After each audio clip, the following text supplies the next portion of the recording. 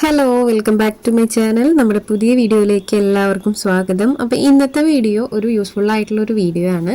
അപ്പോൾ ഇത് ഒത്തിരി പേര് എൻ്റെ അടുത്ത് ചോദിച്ചിട്ടുണ്ടായിരുന്നു കേട്ടോ. അപ്പോൾ ഇനി നമ്മൾ കുർത്തീസ് അല്ലെങ്കിൽ ടോപ്പൊക്കെ ചെയ്യുമ്പോൾ ഡൗട്ട് ഇല്ലാതിരിക്കാൻ വേണ്ടിയിട്ട് ഞാൻ മുന്നേ കുറച്ച് വീഡിയോസ് ചെയ്യുന്നുണ്ട് കേട്ടോ. അപ്പോൾ അതെല്ലാവരും കാണുക. അപ്പോൾ നമുക്കിനി കുർത്തീസൊക്കെ ചെയ്ത് തുടങ്ങുമ്പോൾ ഡൗട്ട് ഇല്ലാതിരിക്കാൻ വേണ്ടിയിട്ട് ഞാൻ കുറച്ച് കാര്യങ്ങളൊക്കെ മുന്നേ കൂട്ടിയിട്ട് ഓരോ വീഡിയോസായിട്ട് ചെയ്യുന്നുണ്ട്. അപ്പോൾ നമുക്ക് ഇന്നത്തെ വീഡിയോ സ്റ്റാർട്ട് ചെയ്യാം.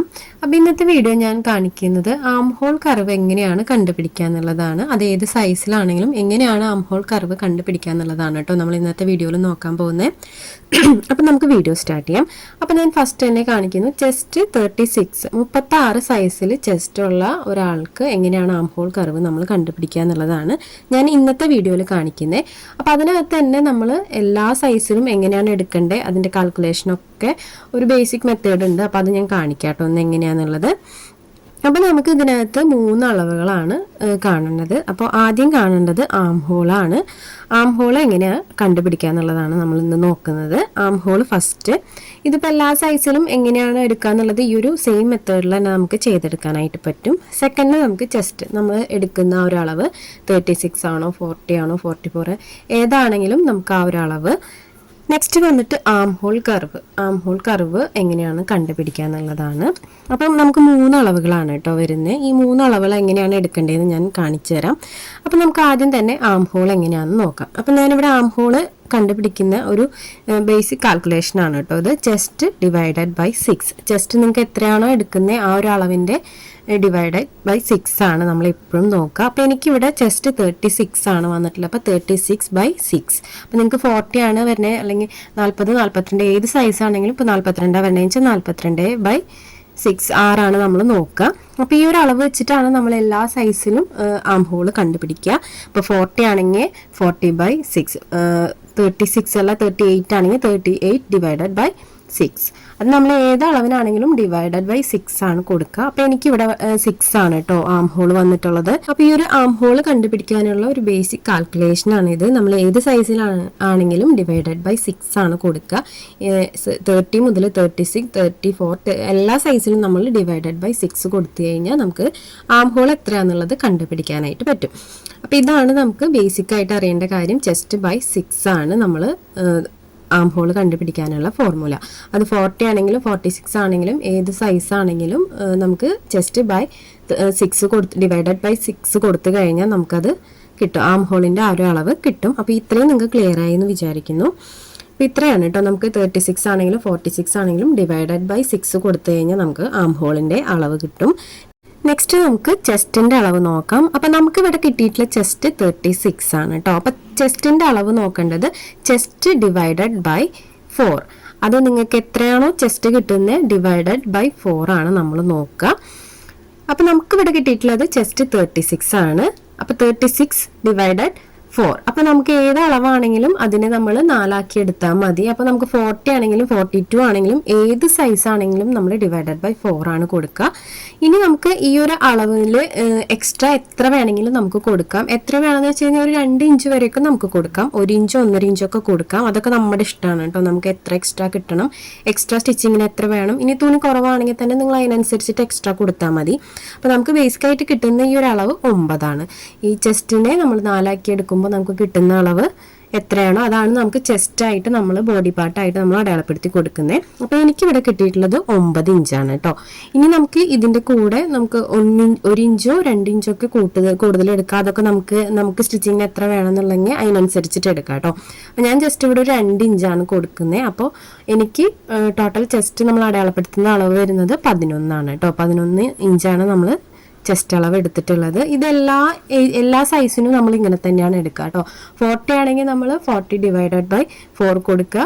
പ്ലസ് നമ്മൾ എക്സ്ട്രാ എത്രയാണോ സ്റ്റിച്ചിങ്ങിന് ഇട്ട് കൊടുക്കുന്ന ഒരു അളവും കൂടെ നമ്മൾ അതിനകത്ത് ആഡ് ചെയ്ത് കൊടുക്കുക. അപ്പോൾ ഇത്രയും അളവാണ് നമുക്ക് ചെസ്റ്റിനകത്ത് വരുന്നത്. എനിക്ക് ഇവിടെ കിട്ടിയിട്ടുള്ളത് 9 ആണ് ചെസ്റ്റ്. പ്ലസ് ഞാൻ 2 ഇഞ്ച് എക്സ്ട്രാ സ്റ്റിച്ചിങ്ങിന് ഇട്ട് കൊടുത്തിട്ടുണ്ട്. അപ്പോൾ ടോട്ടൽ എനിക്ക് കിട്ടിയിട്ടുള്ളത് 11 ഇഞ്ചാണ് കേട്ടോ. അപ്പോൾ നമുക്ക് ചെസ്റ്റ് ആയിട്ടുണ്ട്. അപ്പോൾ ഇനി നമുക്ക് ചെയ്യാനുള്ളത് ആം ഹോൾ ആണ് കേട്ടോ. ആം ഹോൾ കർവ് കണ്ടുപിടിക്കണം. ആം ഹോൾ കർവ് കണ്ടുപിടിക്കാനായിട്ട് ഒരു ഫോർമുലയുണ്ട്, അതൊന്ന് ഞാൻ പറയാം. അപ്പോൾ ആം ഹോൾ കർവ് കണ്ടുപിടിക്കാനായിട്ട് നമ്മൾ ചെയ്യേണ്ടത് ചെസ്റ്റ് ഡിവൈഡഡ് ബൈ 24.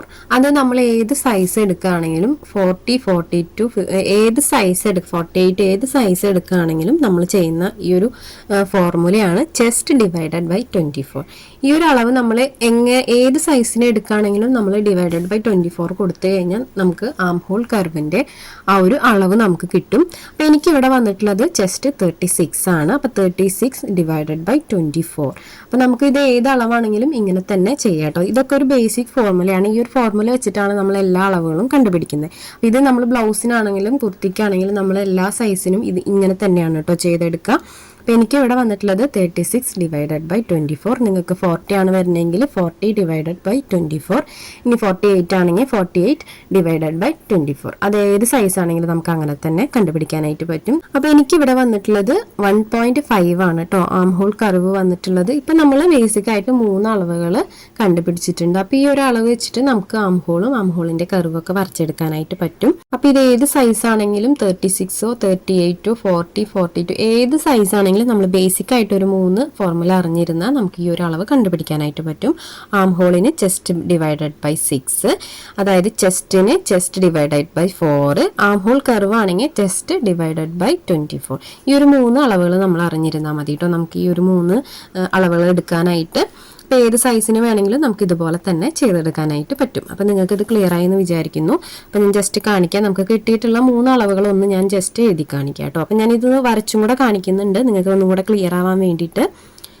അപ്പോൾ ഇതുപോലെ നമുക്ക് ആം ഹോൾ 6 കിട്ടിയിട്ടുണ്ട്. അതുപോലെ ചെസ്റ്റ് വന്നിട്ട് 11 ഇഞ്ച് കിട്ടിയിട്ടുണ്ട്. ആം ഹോൾ കർവ് വന്നിട്ട് 1.5 ആണ് നമുക്ക് കിട്ടിയിട്ടുള്ളത്. ഈ ഒരു 3 അളവ് നമുക്ക് ഇതിനകത്തുനിന്ന് 36 ഒരു ചെസ്റ്റ് സൈസ് 36 വരുന്ന ആ ഒരു മെഷർമെൻറ്റിൽ നിന്ന് നമുക്ക് ഈ ഒരു 3 അളവും നമ്മൾ കണ്ടുപിടിച്ചിട്ടുണ്ട്. ഇനി നെക്സ്റ്റ് നമുക്ക് ഇതൊന്ന് ജസ്റ്റ് ഒന്ന് വരച്ചു നോക്കാം. ഒരു ഔട്ട്ലൈൻ പോലെ ഞാൻ ജസ്റ്റ് വരച്ച് കാണിച്ചു തരാം. അപ്പം ഇതിന് ഞാൻ കറക്റ്റായിട്ട് അളവെടുക്കുന്നില്ല, ജസ്റ്റ് നിങ്ങൾക്ക് റഫായിട്ടൊന്ന് വരയ്ക്കാം കേട്ടോ. എങ്ങനെയാണെന്നൊന്ന് ആ ഒരു ഷേപ്പൊക്കെ എവിടെയാണ് വരയ്ക്കേണ്ടതെന്നുള്ളതൊന്ന് ജസ്റ്റ് കാണിക്കാം. അപ്പോൾ ആദ്യം ഞാൻ ഷോൾഡർ ഒന്ന് ജസ്റ്റ് വരച്ചു കൊടുക്കുന്നുണ്ട്. കണ്ടോ, ഇതുപോലെ ഒന്ന് സ്ട്രെയിറ്റ് ആയിട്ട് ഷോൾഡർ വരച്ചു കൊടുക്കുന്നുണ്ട്. നമ്മൾ ഷോൾഡർ എത്രയാണെങ്കിൽ ഒന്ന് ജസ്റ്റ് മാർക്ക് ചെയ്ത് കൊടുക്കുക. അതിനുശേഷം നമുക്ക് താഴേക്ക് ആം ഹോൾ മാർക്ക് ചെയ്ത് കൊടുക്കണം. അപ്പോൾ ഇവിടെ നമുക്ക് കിട്ടിയിട്ടുള്ളത് ആം ഹോൾ 6 ഇഞ്ചാണ് കേട്ടോ. അപ്പോൾ ഞാനിവിടെ 6 ഇഞ്ച് താഴേക്ക് അടയാളപ്പെടുത്തി കൊടുത്തിട്ടുണ്ട്. അപ്പോൾ നമ്മൾ മേലെ നിന്ന് താഴേക്ക് 6 ഇഞ്ച് ആം ഹോൾ അടയാളപ്പെടുത്തി കൊടുത്തിട്ടുണ്ട്. ഇനി നമുക്ക് നെക്സ്റ്റ് വന്നിട്ട് ഞാൻ ജസ്റ്റ് ഇതുപോലെ ഒന്ന് സ്ട്രെയിറ്റ് ആയിട്ട് വരച്ചിട്ട് കൊടുക്കുന്നുണ്ട് കേട്ടോ, ആ ഷേപ്പ് അറിയാൻ വേണ്ടിയിട്ട്. ഇനി നമുക്ക് നെക്സ്റ്റ് ചെസ്റ്റ് അടയാളപ്പെടുത്തി കൊടുക്കാം. അപ്പോൾ ചെസ്റ്റ് നമുക്ക് ഇവിടെ ടോട്ടൽ വന്നിട്ടുള്ളത് 11 ഇഞ്ചാണ് കേട്ടോ. അപ്പോൾ ആദ്യം ഞാൻ ജസ്റ്റ് 11 വരെ ഒന്ന് മാർക്ക് ചെയ്ത് കൊടുക്കുന്നുണ്ട്. അതിനകത്ത് നമുക്ക് 9 ഇഞ്ചാണ് നമുക്ക് ചെസ്റ്റിൻ്റെ അളവ് വരുന്നത്. 2 ഇഞ്ച് നമ്മൾ എക്സ്ട്രാ കൊടുത്തിട്ടുള്ളതാണ് കേട്ടോ സ്റ്റിച്ചിങ്ങിനായിട്ട്. അപ്പോൾ ഞാനത് മാർക്ക് ചെയ്ത് കാണിക്കാം. അപ്പോൾ ഈ ഒരു ലൈൻ 9 ഇഞ്ചും നമ്മൾ 2 ഇഞ്ച് ഇവിടെ എക്സ്ട്രാ കൊടുത്തിട്ടുള്ളതാണ് കേട്ടോ ഞാൻ ഈ ഒരു പോയിന്റ് ഇട്ട് കൊടുത്തിട്ടുള്ളത്.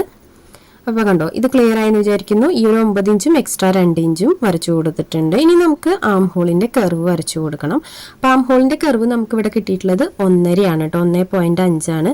അപ്പോൾ നമുക്ക് ഈ ഒരു പോയിന്റിൽ നിന്ന് ഇതുപോലെ മേലേക്ക് 1.5 ഒന്ന് അടയാളപ്പെടുത്തി കൊടുക്കുക. ഞാൻ കാണിക്കുന്നുണ്ട് ഇതുപോലെ ജസ്റ്റ് ഇത് 1.5 എവിടെയാണ് വരുന്നതെന്ന് വെച്ച് കഴിഞ്ഞാൽ അവിടേക്ക് ഇതുപോലെ ഒന്ന് വരച്ചു കൊടുക്കുക.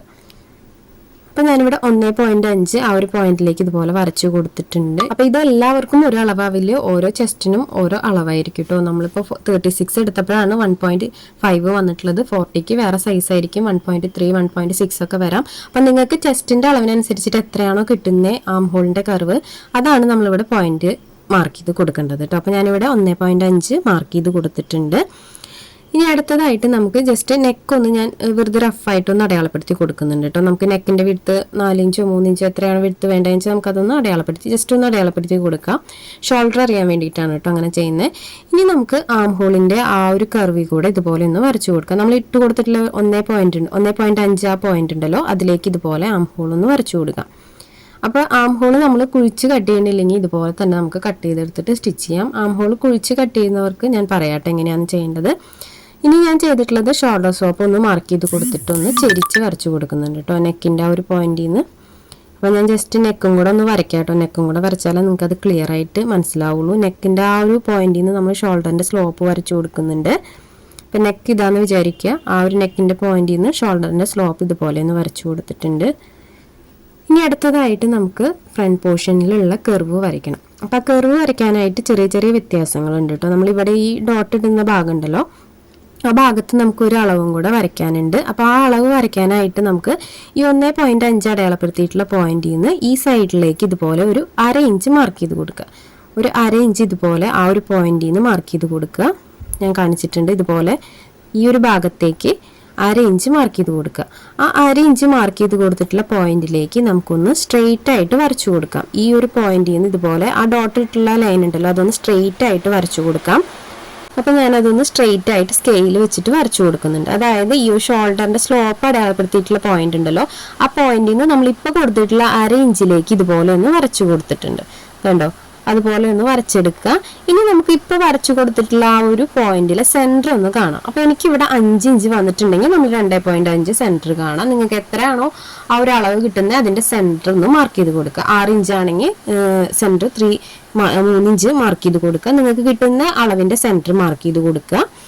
അപ്പം ഞാനിവിടെ മാർക്ക് ചെയ്ത് കൊടുത്തിട്ടുണ്ട്. ഇനി നമുക്ക് ആ പോയിന്റിലൂടെയാണ് കേട്ടോ ആം ഹോളിന്റെ കർവ് വരയ്ക്കാനുള്ളത്. അതായത് നമ്മൾ കൈക്കുഴി വെട്ടുന്നതാണ് കേട്ടോ ഞാൻ പറയുന്നത്. ഇത് വെട്ടുന്നവർ ഇങ്ങനെ ചെയ്തെടുത്താൽ മതി, ഇല്ലെങ്കിൽ നമുക്ക് നോർമലി ആ ഒരു പോയിന്റിലൂടെ കട്ട് ചെയ്തെടുക്കാം.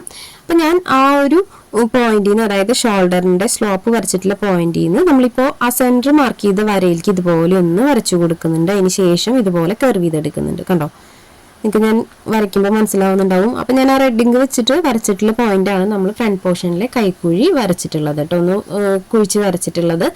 അപ്പോൾ ഇത്രയും അളവുകളാണ് കേട്ടോ നമുക്ക് ഇതിനകത്ത് വരുന്നത്. അപ്പം ഇതിനകത്ത് നമുക്ക് ബേസിക് ആയിട്ട് ഒരു 3 അളവുകളെ അറിയണ്ടു. ആ ഒരു അളവ് വെച്ചിട്ട് നമുക്ക് ഒരു സൈസിൽ എങ്ങനെയാണ് ആംഹോളിന്റെ കർവൊക്കെ എങ്ങനെ എടുക്കാന്നുള്ളത് ഈസി ആയിട്ട് ചെയ്തെടുക്കാൻ പറ്റും. അപ്പോൾ ഇത്രയും നിങ്ങൾക്ക് ക്ലിയർ ആയി എന്ന് വിചാരിക്കുന്നു. എനിക്ക് പറ്റാവുന്നതിൻ്റെ പരമാവധി ഞാൻ നിങ്ങൾക്ക് ക്ലിയർ ആക്കി തന്നിട്ടുണ്ട്. ഇനി എന്തെങ്കിലും ഡൗട്ട് ഉണ്ടെങ്കിൽ നിങ്ങൾ കമൻ്റ് ആയിട്ട് ചോദിച്ചോളൂ.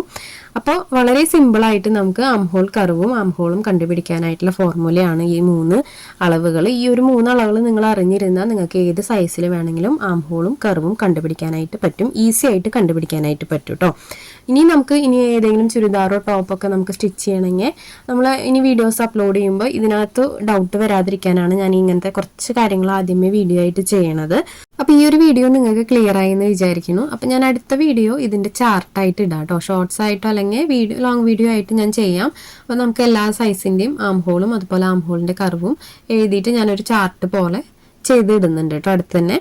അപ്പോൾ ഈ ഒരു വീഡിയോ എല്ലാവർക്കും ഇഷ്ടപ്പെട്ടു, യൂസ്ഫുള്ളായി എന്ന് വിചാരിക്കുന്നു. യൂസ്ഫുള്ളായി തോന്നുകയാണെങ്കിൽ നിങ്ങൾ മറ്റുള്ളവർക്കായിട്ടൊന്ന് ഷെയർ ചെയ്ത് കൊടുക്കണം കേട്ടോ.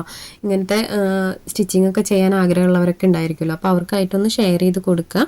അപ്പോൾ ഇതുപോലെയുള്ള വീഡിയോസ് നമ്മൾ ഇനിയും ചെയ്യുന്നുണ്ട്, അപ്പോൾ സപ്പോർട്ട് ചെയ്യണം. പുതിയ വീഡിയോ ആയിട്ട് ഉടനെ തന്നെ വരാം. ബൈ.